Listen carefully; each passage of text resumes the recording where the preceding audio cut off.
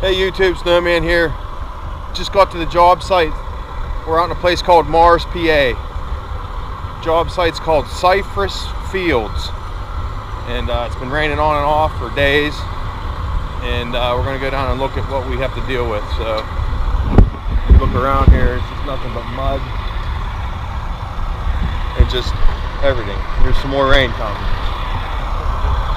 Say hi to my friend. Hi YouTube. Snowman 66 for days.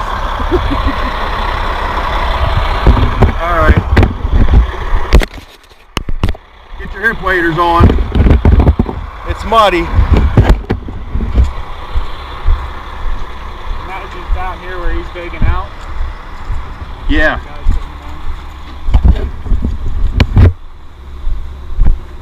So we're going to be installing some erosion socks down here where this excavator's digging up the site here. Thing is, I don't know how we're going to get the machinery down to it without getting it stuck in the mud. So.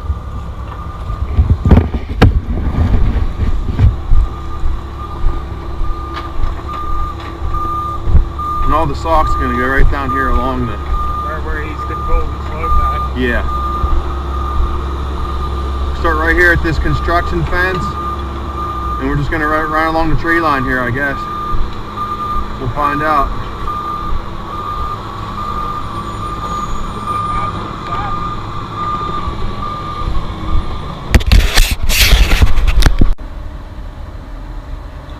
Hey, I'm back.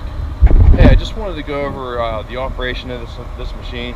I know a couple times in some of my videos where you saw this thing running and things like that, but I never really explained it to you. This particular machine is called a fin bark blower, and this one has an 8-yard capacity. That's a level load, and then if we put the sideboards on the side, that increases the capacity a little bit, but not much. But basically, it's a John Deere 4-cylinder diesel, turbo diesel. Makes about 100 horsepower at about 2,500 RPM. Basically, the hopper holds the mulch. Okay. And you got a compressor over here that makes the air right here. Makes the air here. This is the intake for the blower. Sucks air in, filters it, blows it through this plumbing down through the side of the machine. I think it's about 12 to 15 psi. Blows down, and then the material is augered and drops down into this airlock, drops down into these veins, drops it into the airstream, and then blows it out the outlet into a hose. And you can blow this material through 200-300 feet of hose, and then it blows it into the funnel and then into the saw. So, and you guys are going to get to see that today. So this is a new machine. They just bought this maybe 6 months ago, 5 months ago. Works pretty good. The only thing is it has a low capacity. It doesn't hold a lot of mulch, so you're filling the hopper a lot. They make this particular unit in a 22-yard, and it's the biggest one Finn makes. But they do work really well, and you'll get to see this thing running. So, alrighty, I'll see you guys in a bit. Hey, I'm back, friends. Alright, we got everything all hooked up, all set up. You can see we got the hose hooked up. We let the engine warm up. We got about 100 feet of hose hooked on here, so it's gonna blow through over to there.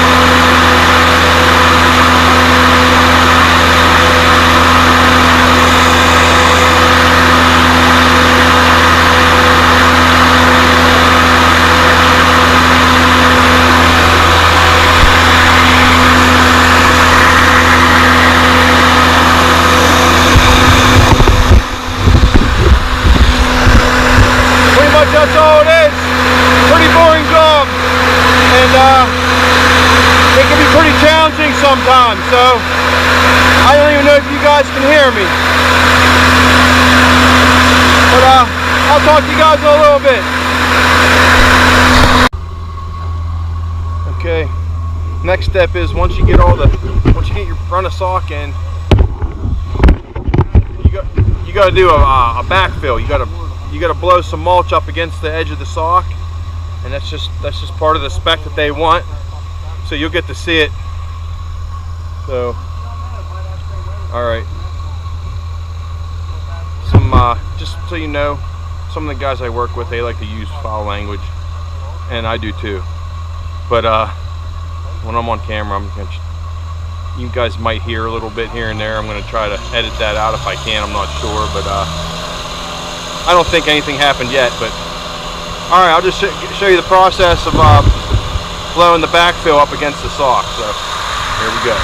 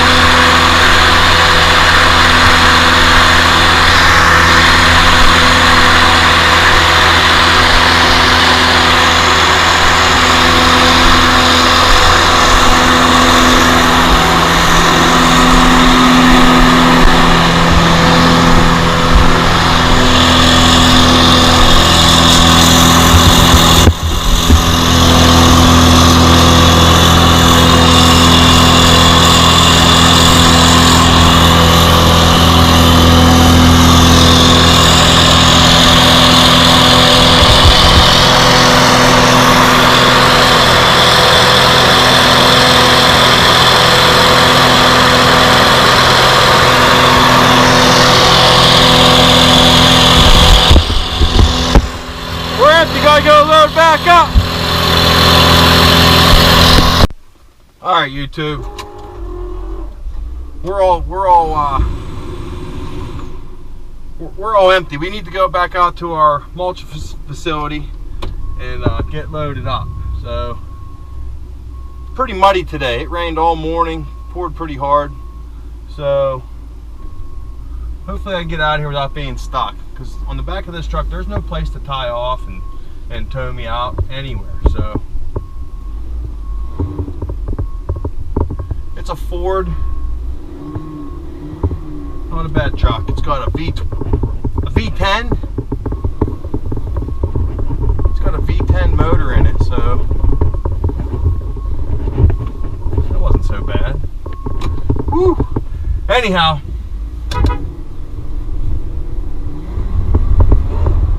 got mud all over the road. Oh boy.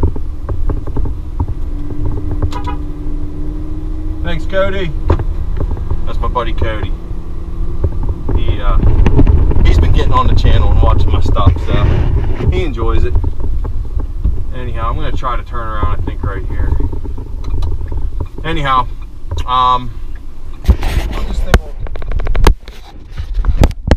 it's a little tricky doing this stuff, to be honest. Trying to juggle work and trying to capture content. It's tricky. I'm not gonna lie. This is hard. So all you big YouTubers out there that are doing this and doing it well, my hat goes off to you. Kudos to you guys, because I mean, I tell you what, this is no joke, especially when things are hot and heavy and the job sites are, you know what I'm talking about. So I need to get back to our shop and get loaded up. So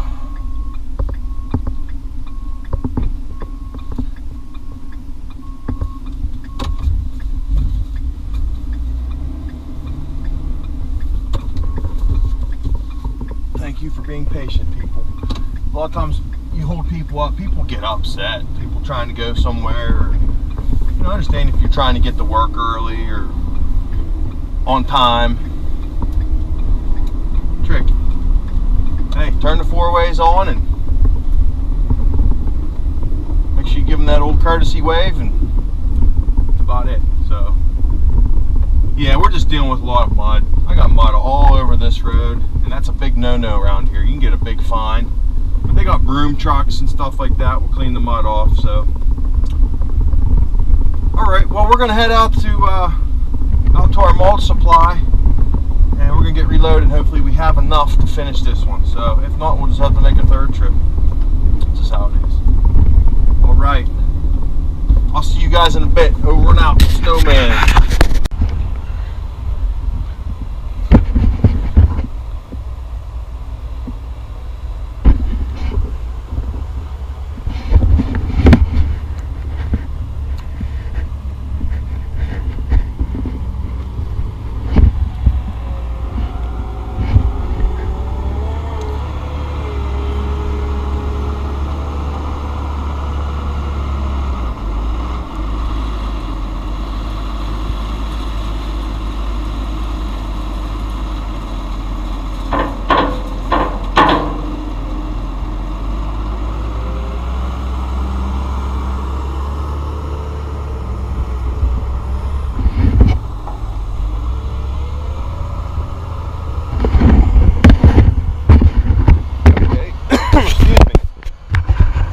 Basically, what we blow into the sock,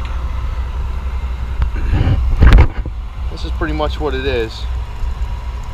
We take wood chips and we run it through a screen. It's called a trommel, and it turns it into blower grade blower chips. So we just load them up into there, and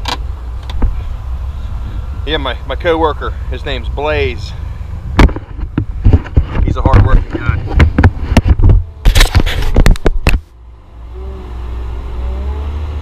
Say hi.